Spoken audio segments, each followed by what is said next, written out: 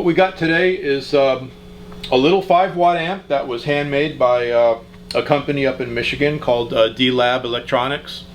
And this fella takes old radio cases and he guts them and turns them back into a functional guitar amp. It's really cool. It's 5 watts of power, and not only that, this particular one, in addition to having a very nice natural tube breakup, it's also got controls for a tremolo feature. I don't know if you can hear that, but it just kind of... That sounds great.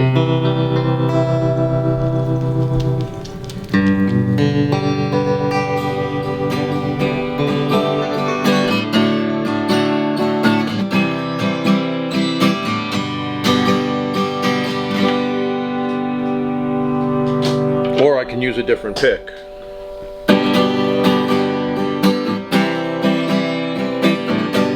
not as loud.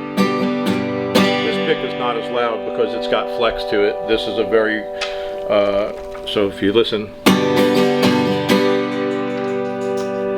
and then the same one with a different pick, it's just not quite as loud. It's not as percussive. I don't know which might sound better. So why would somebody choose a thicker pick over a smaller one? Sound, less give. Just like the way it sounds, the way it feels. What's the size of that?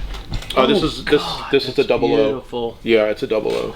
Dave's tuning this. One of the things I've learned with you bringing all of these really nice acoustics in, you get a perspective of what a well-made guitar feels and sounds like. If you go look for a TV and you go say you want a 65-inch TV, if there's just one TV in that store and you look at it, you might go, oh, well, that's not a bad picture. I kind of like that. But if I put 10 65-inch TVs side by side, you can easily tell, or at least the top 3 that you like, what's going to be a better TV. And it's no different with guitars if you don't have a lot of experience. When you hear a really well-made guitar, it sounds different. Usually your lower ends are going to be what they call a laminated wood, where they're layering wood and they put it together. It doesn't have the same resonance. This is all solid wood. This is Indian rosewood. It's very highly figured. You can see some of the markings. That is not paint. That's just the grain of the wood. And of course the finish is very beautiful, how they polish it to a high gloss. And on the front, this is a what they call a bear claw spruce. Look at that. So the way that got that name is bears clawing at a tree. Yeah. But you can see it. This is a 2-piece top and everything. This is made by Huss and Dalton. I guess we should say that. So where are they out of? They're in Virginia. Yeah, they're in Virginia. Okay. And they make some very high-end guitars. And I've always wanted one. This is a 00 body style. I believe the model's T for traditional, and then 00 for the body style, and then the model is 14. So T0014.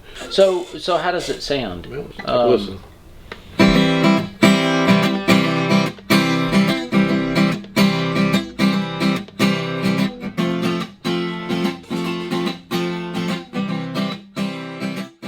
That's another thing that I learned about acoustics too.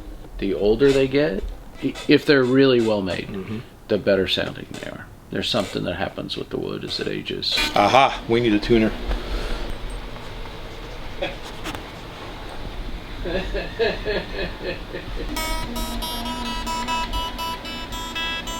Good Lord.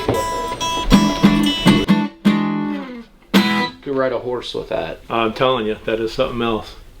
So I'm finally getting to use it. My youngest would love that. Did you see this, Ronnie? So this is an OM. Yep. When they say OM, it's the measurements of the body, what size it is.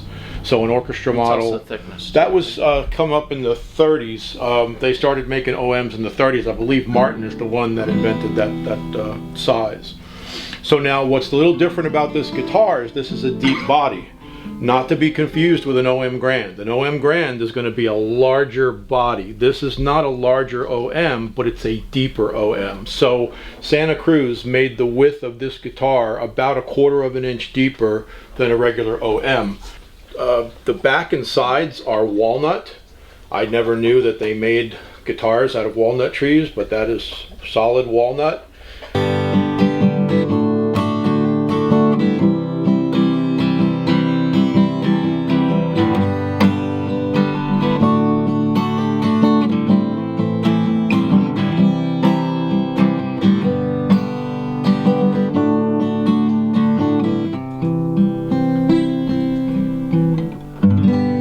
Wow! And the size is perfect. How much was that guitar? This one was $8,500. Yeah, this company, Santa Cruz, they probably make, I don't know what their business is, probably 400 guitars a year. So you're buying something that's incredibly, you know, painstakingly attention to detail. Some companies turn out 20,000 guitars a year. This company might make 400 or 500.